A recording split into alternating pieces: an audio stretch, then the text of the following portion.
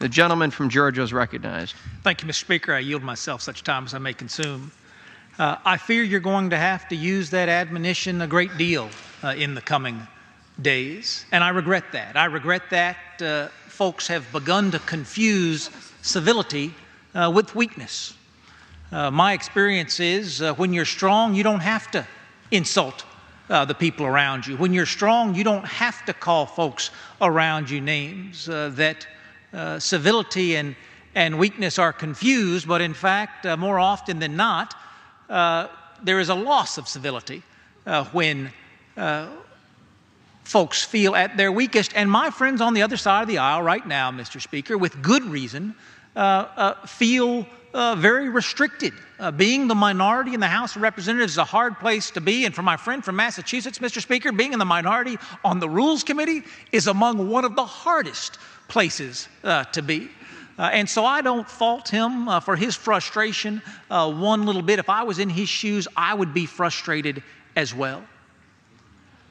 But let me be clear. We are in the position with DACA today for one reason and one reason only.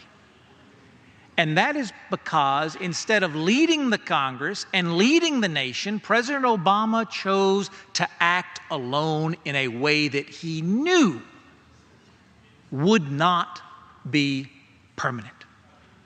The instability that you see today is the result of folks acting in a way that was not stable. The confusion that you see today is the result of an administration that committed itself to that confusion instead of committing itself to consensus. I have been in this Congress for 7 years, Mr. Speaker, 7 years. 4 of those 7 years, the United States Senate was led by the Democratic Party. Not once in those 7 years has an immigration bill come to my desk from the United States Senate. Not once.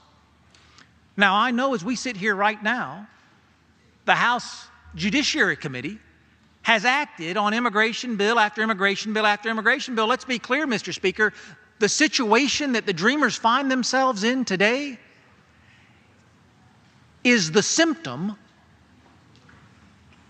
of a nation that does not have the security of its borders. Had America had security of its borders, we would not have allowed these families to put their children in these positions. Today, we have an amazing opportunity to have this debate. And I tell you, our president is in a unique position to lead us.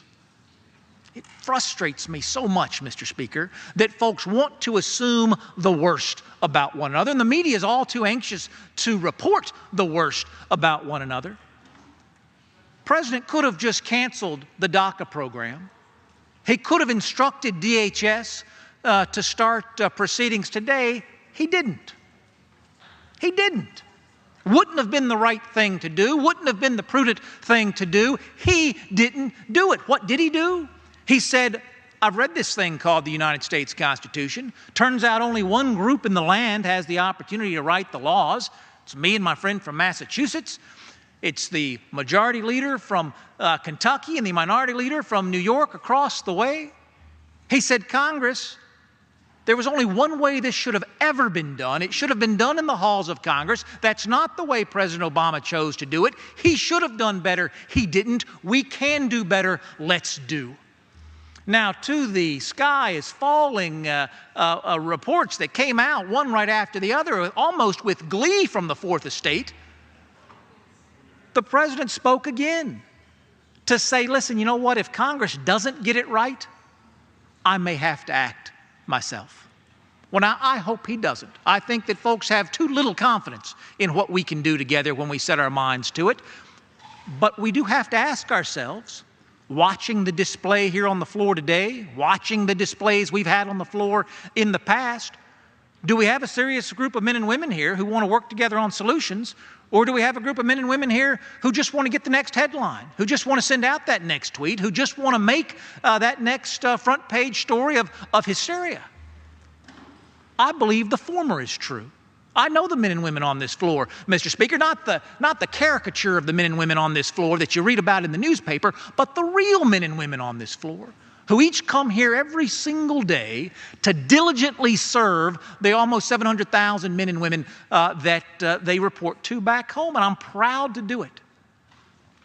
I plea, Mr. Speaker, for you to use your leadership to not allow us to devolve into the name-calling and the acrimony that the Fourth Estate would like to suggest characterizes this chamber, but to lead us to the sincere debate of caring about people, of caring about the rule of law, of caring about families. Let me just say, best part of this job is the casework that each one of us do back home. You all know it.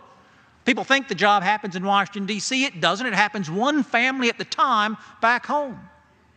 You've heard the comments on the floor of the House today, Mr. Speaker. I have families in my district separated from one another. You want to talk about families? You want to talk about uniting families? I have families separated from one another, standing in line to come to this country legally. I ask you, Mr. Speaker, how many folks have you heard standing up for my constituents whose families have been separated because they've been standing in line to get here for more than a year?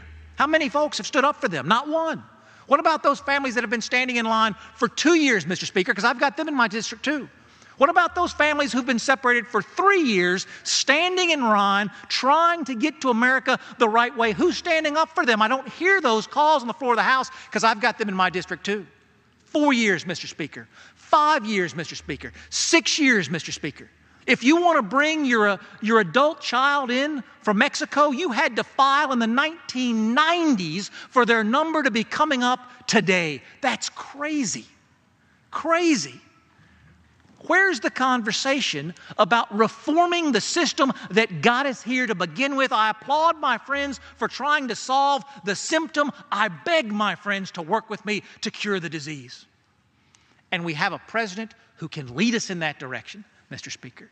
He has the credibility of being tough on borders, and he has the heart of someone who wants to keep families united.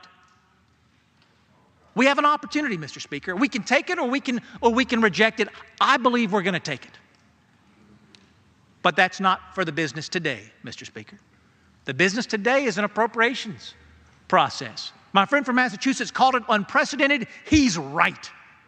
And I take no small amount of pleasure in talking about how right he is. Because I've been in this body for 7 years, and we don't generally get the appropriations bills done before the end of the year, Mr. Speaker. Deadlines don't tend to mean anything to us. We're about to make that happen. 1997, Mr. Speaker, was the last time Congress funded the government ahead of schedule, before the deadline. It's taken a continuing resolution every other year since 1997. We have an opportunity this year to do it. I don't know if we'll take it or not. I hope that we will. We can't solve everything every day, but we can solve something every day. We can make something better for somebody every day. And if you support this rule, we will bring to the floor 4 appropriations bills and 119, give or take, amendments. We're up in the Rules Committee right now making even more amendments in order, Mr. Speaker, to have even more voices be heard, to have even more opportunity to make a difference for the families that we all represent back home. Support this rule. Be proud of this rule. Be proud of the work the Appropriations Committee did. Mr. Speaker, you don't hear it on the floor of the House, and it so frustrates me. If you'd been in the Rules Committee last night, you'd have seen Democrats and Republicans sitting side by side talking about the amazing work they did together on the appropriations process in the Appropriations Committee, talking about the great admiration and respect that they had for one another because of the work they do together on the Appropriations Committee. We don't hear that here on the floor of the House, and we should. We should hear more of that. We should hear more about the good work that we're doing together, and if we support this rule, Mr. Speaker, we will get a chance not just to hear about it, but to experience it, to do it. I know my colleague from Massachusetts and I have another 6, 7, 8 hours of Rules Committee work to do together tonight. And I know my colleague is going to challenge us to do even better than what we're doing, and I'm prepared to accept that challenge. But for today, Mr. Speaker, for this moment, I urge my colleagues, come to this floor, support this rule, move the appropriations process forward, finish the appropriations process before the September 30th deadline. Serve your constituents back home like I know every man and woman in this chamber came to do. With that, Mr. Speaker, I urge support for the rule, support for the underlying bill. I yield back the balance of my time, and I move the previous question.